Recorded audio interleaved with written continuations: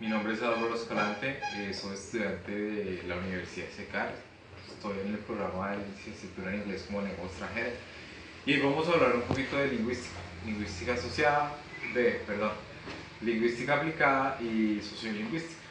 La sociolingüística es el fenómeno que se presenta en la asociación de la cultura con la lingüística. Todos los fenómenos que se presentan en el habla, la lengua y el lenguaje al momento de asociarlos con toda esta sinergia cultural que cala en el resultado del habla. Bueno, la descripción de la actividad es la siguiente. Teniendo en cuenta la información y los conceptos desarrollados durante el curso, cada estudiante analizará una situación de enseñanza-aprendizaje. Este análisis debe ser sustentado a través de un video de exposición. Bueno, hasta donde yo entiendo, la actividad tiene que ver con las variaciones lingüísticas, y las variaciones lingüísticas son los fenómenos que se presentan en el lenguaje por las divergencias que se presentan o los diferentes... no, hablamos de cuando se intenta expresar lo mismo de diferentes maneras, por diferentes circunstancias, por ejemplo, circunstancias geográficas, sociales, contextuales o históricas. Cualquiera de esos factores intervienen en diferentes tipos de expresar lo mismo, como las jergas o la homonimia o la polisemántica o este tipo de fenómenos que se presentan.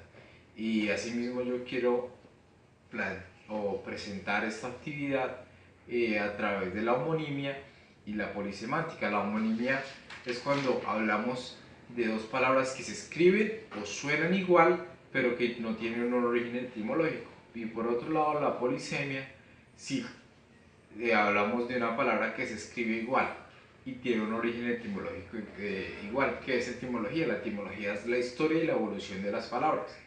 La etimología, al menos para nuestro español, tiene que ver con el latín, que era el idioma que hablaban los romanos, que sabemos que el imperio romano se extendió por muchos lugares y por eso terminamos hablando muchas lenguas con origen latino, si se puede hablar así. Por ejemplo, el español, obviamente, el francés, el italiano, el portugués, tienen su origen en el latín y por eso vemos algún tipo de parecidos entre sí. Y obviamente algunas de esas palabras tienen su origen en el griego, que en la historia antigua tuvieron una congruencia cronológica con los romanos. Y ya sabemos que el origen de la cultura occidental está basado en los griegos. Todo este tipo de cosas que desarrollaron ellos, como la democracia, la política, ese tipo de cosas. Bueno, vamos a hablar primero cómo se presenta la asociación de la cultura con el lenguaje.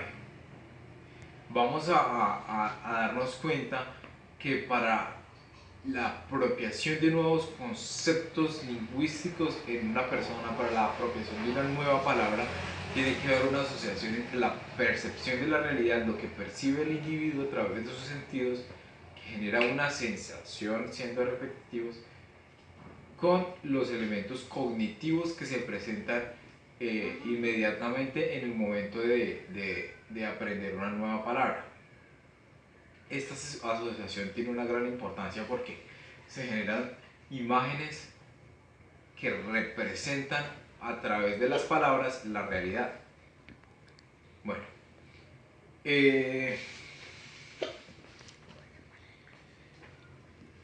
bueno, cuando hablamos de una percepción, de una palabra nueva, estamos asociando lo anterior con lo nuevo. Cuando hablamos de lo anterior, estamos hablando de imágenes anteriores, porque generalmente las personas tienden a aprender nuevas palabras por asociación, relacionando una imagen anterior o un prototipo, si se puede hablar de esta manera, con una idea nueva. Así es que se generan nuevas palabras en el léxico de una persona, en el diccionario de una persona. Bueno,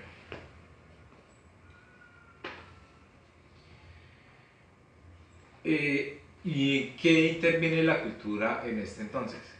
Interviene cuando todo este medio, todo este nicho de idiosincrasias, de cultura básicamente, interviene en el lenguaje porque empapa, presenta todo este tipo de elementos que componen en una sinergia conceptiva o conceptual mejor, eh, en la construcción de nuevas palabras, en la construcción de un lenguaje. Entonces, por ejemplo, vamos a relacionarlo de este modo, en la homonimia y en la polisemia, que es de lo que vamos a hablar a continuación.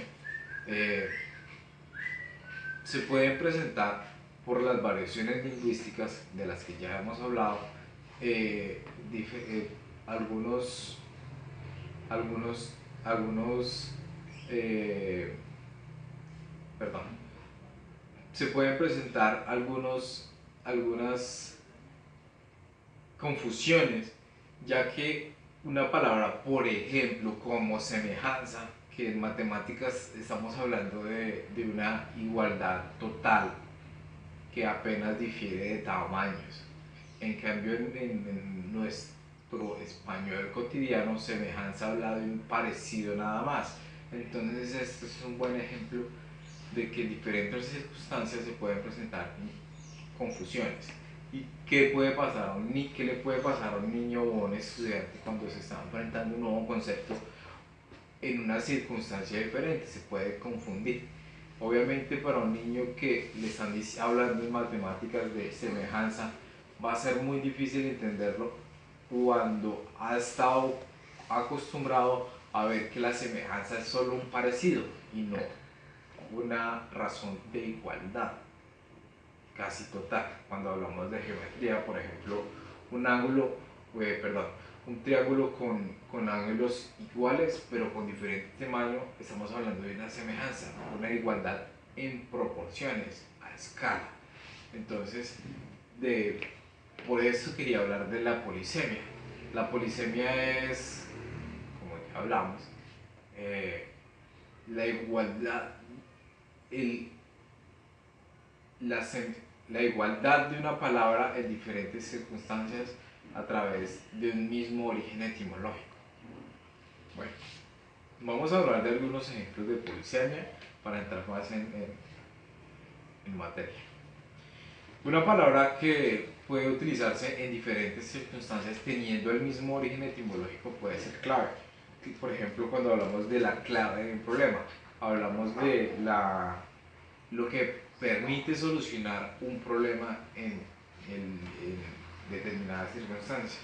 O cuando hablamos de la clave de una caja fuerte, que es aquella combinación o configuración o codificación de una caja fuerte, o de los números o la combinación que debe utilizarse para poder abrir esta caja fuerte. O cuando hablamos de la clave del arco, aquí tenemos una imagen, no sé si se alcanza a ver bien. La que está en negrita es la clave del arco.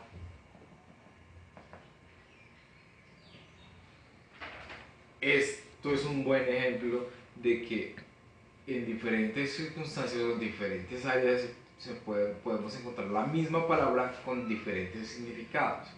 Entonces, para un niño que se está enfrentando a palabras nuevas, a veces es un poco difícil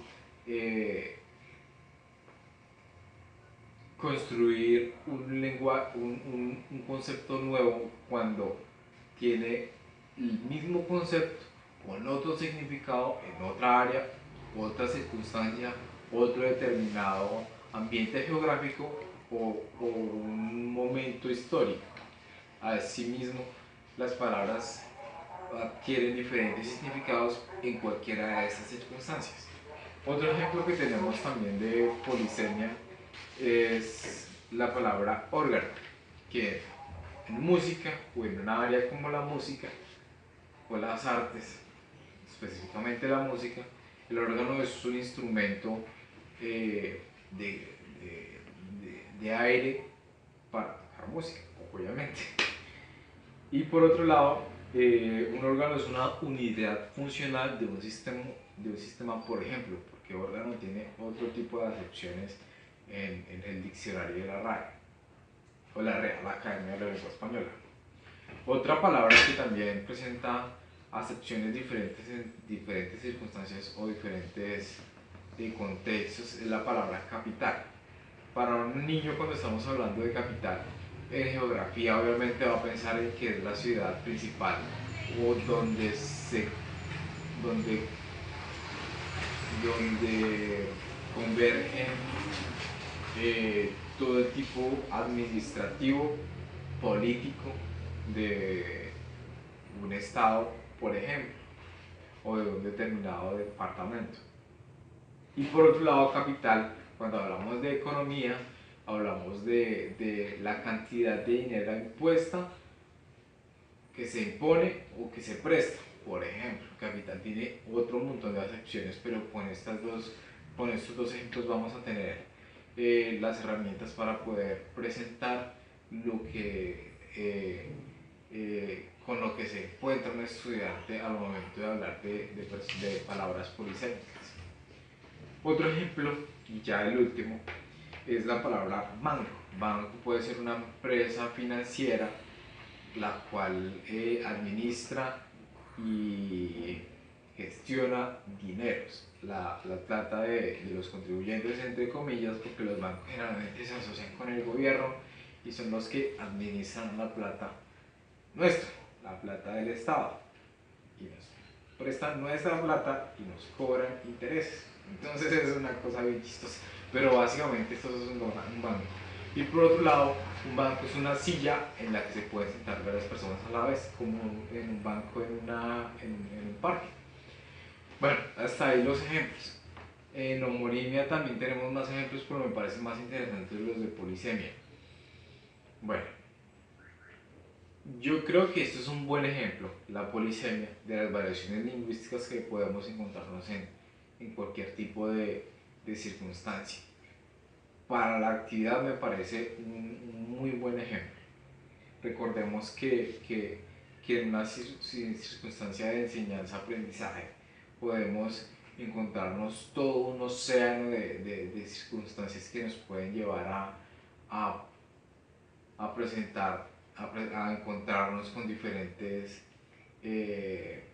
circunstancias que confunden al estudiante y debemos estar preparados para darle todas las herramientas y poder aclarar aquellos vacíos conceptuales con los que nos podemos encontrar. Y recordemos que ya estamos en la era de la información y no es sino saber buscar para poder encontrarnos con las respuestas a aquellas que buscamos. Y yo creo que hasta aquí esto es todo. Y pues nada, chao. Si